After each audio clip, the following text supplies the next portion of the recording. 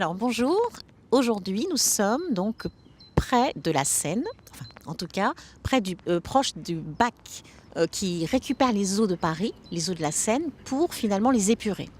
Et nous sommes avec Isabelle Delannoy, qui est auteure de l'économie symbiotique. Alors Isabelle, bonjour et merci d'être là. Est-ce que tu peux nous expliquer un peu mieux qu'est-ce que l'économie symbiotique ? Merci. Alors l'économie symbiotique, c'est en fait une économie hypothétique encore, qui est issue des travaux que j'ai faits sur l'observation de tout ce qui émergeait depuis 50 ans dans le monde, qui allait vers plus de durabilité. Et au départ, j'imaginais vraiment pas sortir une nouvelle théorie économique, et je cherchais simplement à communiquer sur ces solutions.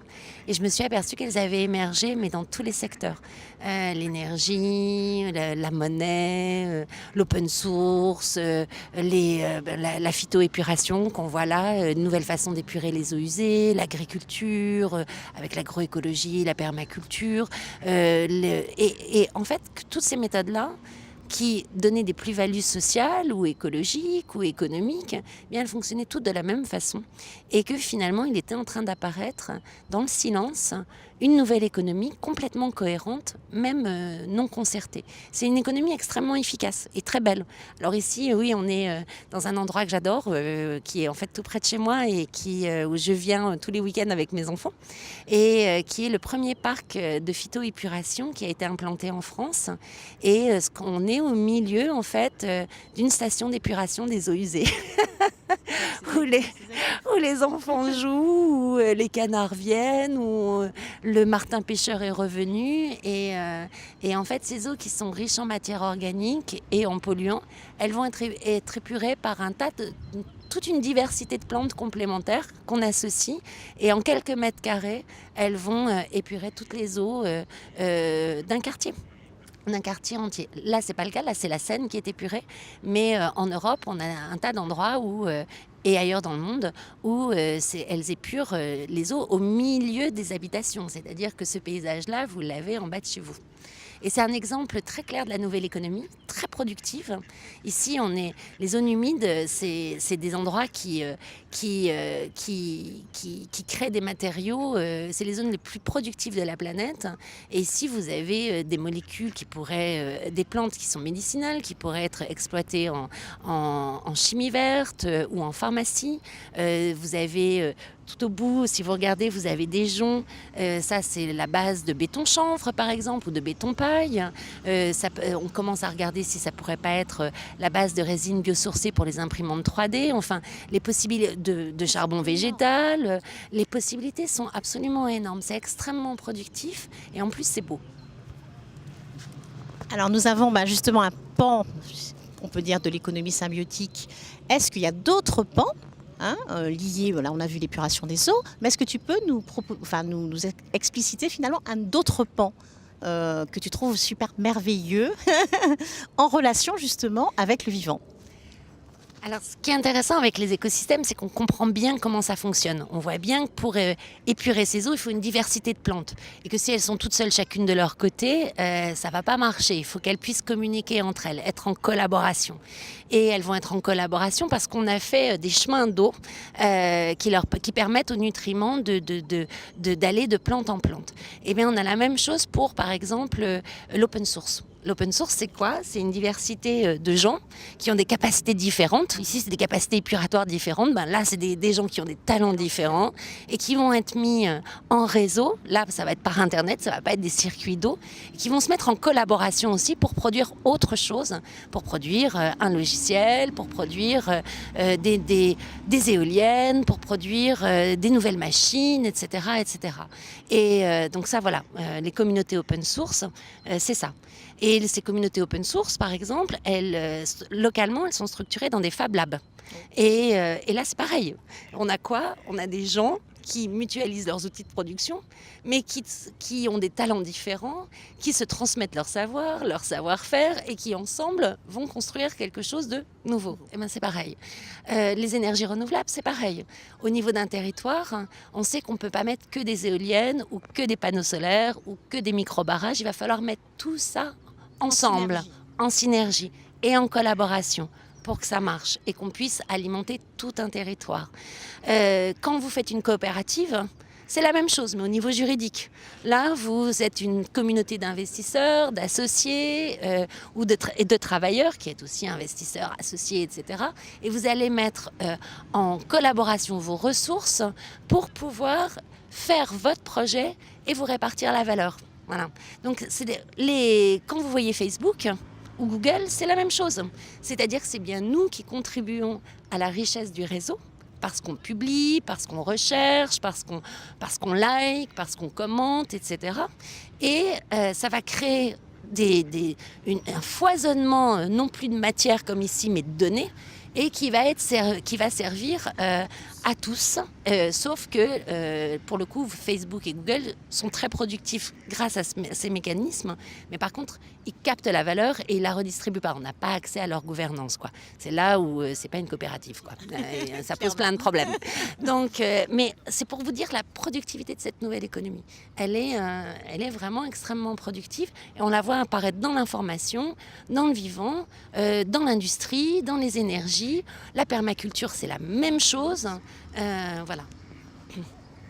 Alors finalement, est-ce à dire que l'intelligence collective, finalement, qu'on n'a peut-être pas vue dans la nature, et que maintenant on arrive à se dire, mais finalement l'intelligence collective de la nature, nous, on fait partie de la nature, est-ce qu'on ne peut pas également la mettre en réseau ? Est-ce que ce serait un peu ça ? Ça me fait plaisir parce que c'est exactement ça. Et en fait, moi, ce que j'ai fait, c'est que j'ai identifié ces principes communs à tous ces systèmes. Et donc, ils reposent sur la diversité, la collaboration, la mise en circulation des flux communs qui vont créer justement des services rendus par cet écosystème-là. Et les services rendus par les écosystèmes, ça avait une définition très très étroite. C'était par exemple comme ici, l'épuration des eaux. Parce qu'on avait oublié qu'on était des humains, que les humains font partie du vivant. Et du coup, en effet, pour théoriser mon économie, j'ai dû rajouter quelques services rendus par les écosystèmes, et notamment l'intelligence collective comme service rendu par les écosystèmes humains. Et c'est exactement ça. Et c'est assez merveilleux parce que moi, j'arrive exactement aux mêmes conclusions que le biomimétisme, que la permaculture, que l'économie bleue de Gunther Pauli, que l'économie régénérative qui était née aux États-Unis. Et par des méthodes complètement différentes, on arrive au même constat. Et ça, c'est fabuleux parce que ça veut dire quand en science, comme ça, vous avez par des méthodes différentes des résultats qui convergent, ça veut dire qu'on y est, quoi. Et ça veut dire aussi que, en observant les humains, on n'a pas, par exemple, le biomimétisme dit inspirons-nous de la nature et on sait qu'on va faire bien. Et bien là, non, j'ai observé ce que faisaient les humains et on arrive à la même chose. Et se dire qu'on peut être une espèce comme ça positive pour la planète, où parce qu'on produit, on régénère des écosystèmes, parce qu'on produit, on régénère des liens sociaux et qu'on l'a déjà créé. Moi, ça a été le grand cadeau que j'ai reçu de mes travaux et que j'ai envie de transmettre. Parce que c'est renouveler complètement notre façon de voir l'humain, où on a une vision très négative quand même de l'homme. On se dit, pour faire une omelette, il faut bien casser des œufs. Donc, tu vas choisir entre nourrir et casser des œufs et les écosystèmes. Bien non, on s'aperçoit qu'on peut régénérer les écosystèmes et ils sont encore plus productifs pour nous nourrir. La permaculture a des rendements au mètre carré cultivé 10 fois supérieurs au maraîchage traditionnel, quoi. Et en plus, pour avoir cette productivité, elle doit s'associer à des écosystèmes de ce type. Donc on peut imaginer des synergies fabuleuses au cœur même de nos villes. Alors, une petite dernière question. Quelle est en fait la prochaine étape pour toi, justement, pour porter cette économie symbiotique un peu dans tous les secteurs de nos vies ? La prochaine étape, c'est que je publie mon livre qui explique tout ça, toutes ces révolutions tranquilles. Ça, c'est un livre de Bénédicte Magnier qui explique exactement ce type de modèle. Donc, toutes ces révolutions qu'on a faites depuis 50 ans, je les publie dans mon livre qui va sortir en septembre ou octobre 2017 et donc il va être disponible partout sur la planète pour qu'on prenne conscience en fait qu'on a déjà tout, qu'on est prêt pour enclencher cette économie qui est à la fois locale, c'est très local comme production, et en même temps qui est reliée mondialement et qui est déjà active. Et on est en train de préparer un film d'animation pour que le bouquin de 400 pages, on puisse l'appréhender en 3 minutes. Et puis, on est en train de préparer aussi quelque chose, ça je le prépare avec l'Université Polytechnique de Lausanne, et puis avec un mécène fabuleux qui s'appelle la Fondation Lunt. On est en train de préparer ce qui manque à ces acteurs, un référentiel où on est mesuré, où on mesure notre performance. Parce que tous les indicateurs de notre ancienne économie qui cherchent à mesurer la diminution des impacts ne sont pas adaptés puisqu'on crée de l'impact positif. Et ça, on n'a pas les indicateurs. Tellement on n'a pas l'habitude. Tellement on n'a pas l'habitude. Donc voilà, donc je suis en train de faire ça. Voilà. Ah, super. Alors Isabelle, est-ce que tu as quelque chose que tu souhaiterais rajouter? Quelque chose que je souhaiterais rajouter. Je vais faire un appel alors. Alors, donc, ce que je crois qui est vraiment très important, c'est qu'on continue à se relier.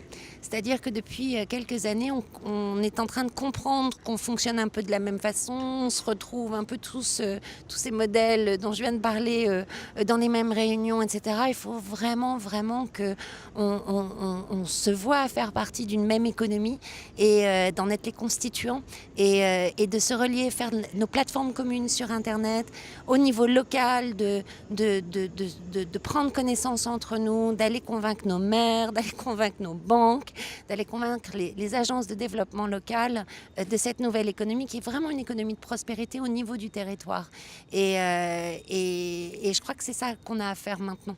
C'est de prendre conscience de nous-mêmes et de se relier. Merci. Merci beaucoup Isabelle. Un petit effort. Et puis bon, si t'as pas de vision, il y en a plein d'autres qui ont des choses à proposer. Trouve-toi un rêve. Et si c'est pas le tien, mais c'est quand même le tien.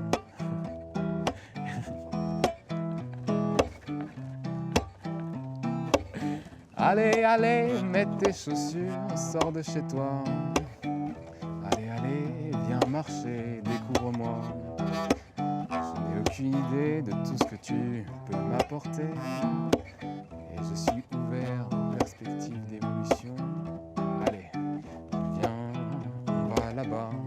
Je sais pas si ça existe, mais moi j'y crois.